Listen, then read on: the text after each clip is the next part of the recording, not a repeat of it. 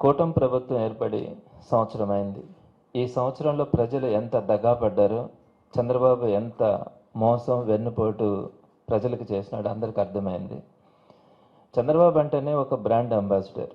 వెన్నుపోటుకి చంద్రబాబు ఒక బ్రాండ్ అంబాసిడర్గా మొట్టమొదటి నుంచి కూడా ఆయన పరిపాలన మనం చూస్తూ ఉన్నాం. మొట్టమొదటిగా ఎన్టీఆర్ని వెన్నుపోటు పొడిచి ముఖ్యమంత్రి కావడం దగ్గర నుంచి ప్రజల్ని వెన్నుపోటు పడడం, ప్రతిసారి కూడా హామీలు ఇవ్వడం, దొంగ హామీలు ఇవ్వడం. కొన్నిసారి అయితే 2014 స్టేట్ బైఫర్కేషన్ సమయంలో ప్రతి ఇంటికి ఒక ఉద్యోగం ఇస్తాను, బాబు వస్తే జాబ్ వస్తుంది అనే నినాదంతో ముందుకెళ్ళి కేవలం 34,000 జాబ్స్ మాత్రమే 5 సంవత్సరాల్లో ఇస్తే, ఆ తర్వాత వచ్చినటువంటి జగన్మోహన్ రెడ్డి గారు ఎంత సుపరిపాలన అందించాడు అందరికీ తెలుసు. సుమారు 170,000 ఉద్యోగాలు గవర్నమెంట్ జాబ్స్ ఇచ్చినారు. అదేవిధంగా అవుట్సోర్సింగ్ జాబ్స్ ఇంకొక 2 లక్షల దాకా ఇచ్చినారు. ఇంత గొప్ప సుపరిపాలన ఒక్కడు జాబ్స్ అనే కాదు, ప్రతి దగ్గర కూడా. అదేవిధంగా చంద్రబాబు నాయుడు గారు మొన్న 2024కి వచ్చేటప్పటికి ఎన్ని హామీలు ఇచ్చినాడో, సూపర్ 6 అన్నది 6 కనపడుతుందే కానీ 143 హామీలు ఇచ్చాడు. ఆ 143 హామీలు కూడా ఏ ఒక్కటే నెరవేర్చకుండా జగన్మోహన్ రెడ్డి గారు ఇచ్చినటువంటి పోరాటంతో కానీ, జగన్మోహన్ రెడ్డి గారు ఇచ్చినటువంటి పిలుపుతో వైఎస్ఆర్సీపీ నాయకులు ముందుకు వచ్చి ప్రజల పక్షాన్ని నిలబడి పోరాడుతూ ఉన్న క్రమంలో దిక్కులేని పరిస్థితుల్లో ఏదో ఒకటో రెండో ఈ మధ్య పథకాలను రిలీజ్ చేయాలన్న ఆలోచనతో ముందుకు రావడం, దాన్ని కూడా ఆరాకొర నిధులు కేటాయించడం కూడా మనం గమనిస్తూ ఉన్నాం. ప్రధానంగా గ్యాస్ సిలిండర్లకు సంబంధించి అయితే ఈ రోజుకి కూడా సిలిండర్లు తీసుకున్న వాళ్ళకి ఉచిత గ్యాస్ సిలిండర్ అంటే సిలిండర్ ఉచితంగా ఇవ్వగలగాల. అట్లా కాకుండా డబ్బులు వాళ్ళు కట్టి తీసుకొని ఆ తర్వాత డబ్బులు వాళ్ళకి రియంబర్స్ చేస్తామంటే ఇది ఎక్కడ కూడా లేదు. అంటే ఆరోగ్యశ్రీ పథకం తీసుకుంటే రియంబర్స్మెంట్ డైరెక్ట్గా వస్తుంది, ఫీజు రియంబర్స్మెంట్ డైరెక్ట్గా వస్తుంది. మరి ఉచిత గ్యాస్ అన్నప్పుడు గ్యాస్ మాత్రం కొనుక్కోవాలా, ఆ తర్వాత డబ్బులు అకౌంట్లో వేస్తామని చెప్తే ఆ అకౌంట్లో డబ్బులు పడక ఈరోజు పేదవాళ్ళు ఇబ్బంది పడుతూ ఉన్నారు. అలానే తల్లికి వందనంకి వచ్చేటప్పటికి విపరీతమైనటువంటి ఒత్తిడి, వైఎస్ఆర్సీపీ నుంచి వచ్చిన ఒత్తిడి కారణంగా నిన్నటి రోజున మేము డబ్బులు రిలీజ్ చేస్తున్నామని చెప్పినారు. కానీ ఈ రోజుకి కూడా దానికి సంబంధించినటువంటి విధి విధానాలు ఎక్కడా కూడా సరిగ్గా లేవు.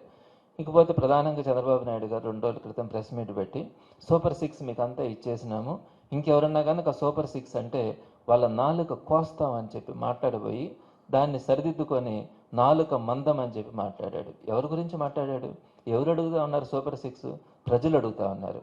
మీకు ప్రజలు ఓట్లు వేస్తే ఆ ప్రజలు నాలుక కోస్తామని చెప్పి ఈరోజు మీరు మాట్లాడుతూ ఉంటే ఇంతకంటే దౌర్భాగ్యమైనటువంటి పరిస్థితులు ఎక్కడా ఉండవు.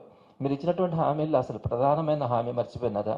ఆడబిడ్డలకి ఒకప్పుడు మహిళలకి ఎన్ని పథకాలు జగన్మోహన్ రెడ్డి గారు చేసినారు, అవన్నీ ఎత్తేసి మీరు ఒకటి ఇస్తాను, దాన్ని ఆడబిడ్డ నిధి అనే పేరు పెట్టి 18 సంవత్సరాలు నెట్టినటువంటి ప్రతి ఆడబిడ్డకు కూడా 59 సంవత్సరాలు లోపల ఉన్నటువంటి ప్రతి ఒక్కరికి నెలకు 1,500 ఇస్తానని చెప్పి ఒక ప్రధాన పథకంగా మీరు ముందుకు తీసుకొని వచ్చినారు.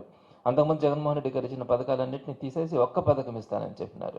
ఎందుకంటే 60 ఏళ్ళు దాటితే పెన్షన్ వస్తుంది కాబట్టి 18 నుంచి 59 సంవత్సరాల మధ్యలో ఉండే వాళ్ళందరికీ నెలకు 1,500 రూపాయలు ఇస్తానని చెప్పి ఈరోజు దాని గురించి మాట్లాడడానికి కూడా మీరు ముందుకు రావట్లా. అదేమంటే దాన్ని P4తో అనుసంధానం చేశానంటాడు. అసలు P4 అంటే ఏంటి? ఎవరు వీళ్ళని అడాప్ట్ చేసుకుంటారు, ఎప్పుడు చేసుకుంటారు, ఎప్పుడు ఆ పథకం ఇస్తారు? దాని గురించి మాట్లాడితే ప్రజలు నాలుగుకు వస్తానని చెప్తే ఇంకేం మాట్లాడతారు? అదేవిధంగా నిరుద్యోగ భృతికి ఇండస్ట్రీస్కి P4కి అనుసంధానం చేసేసారంటాడు. ఏ ఇండస్ట్రీస్కి P4కి అనుసంధానం చేసినారు? ఎవరికి? సుమారుగా మినిమం వేసుకున్న ఈరోజు 30 లక్షల మంది నిరుద్యోగులు ఉన్నారు. వారందరికీ నెలకు 3,000 రూపాయలు ఇస్తానని చెప్పారు.